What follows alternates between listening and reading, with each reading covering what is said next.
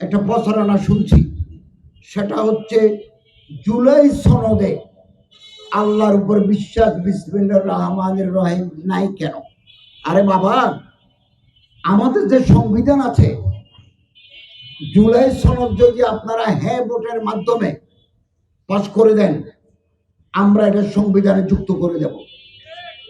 সংবিধানে তো বিসমিল্লাহ আছে, আপনাদের কারো হাতে সংবিধান নাই, আপনাদের কারো ঘরে কনস্টিটিউশন নাই। আমি বুড়ো মানুষ, আমি দায়িত্বশীল সাথে কথা বলছি। You have never gone through the constitution of Bangladesh. আপনি আমার দেশের সংবিধান পড়ে দেখেন নাই, আপনার পসেশনে আমার দেশের সংবিধান নাই, এই জন্য এসব কথা বলেন।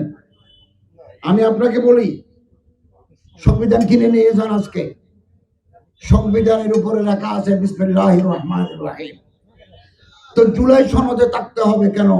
জুলাই সনদ একটা পাঠ, ওখানে যুক্ত করে দেব, মূল কিতাবে তো বিসমিল্লাহ আছে।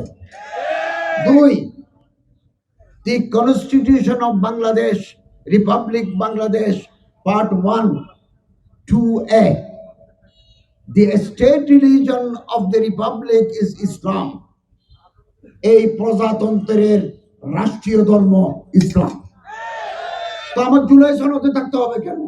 জুলাই সনদ is a part of constitution, but the state shall ensure equal status and equal right in the practice of the Hindu, Buddhist, Christian and other religion.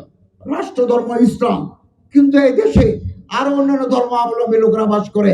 Hindu বাস করে, সনাতনী বাস করে, বৌদ্ধ বাস করে, খ্রিস্টান বাস করে, নৃতাত্ত্বিক গোষ্ঠীরা বাস করে।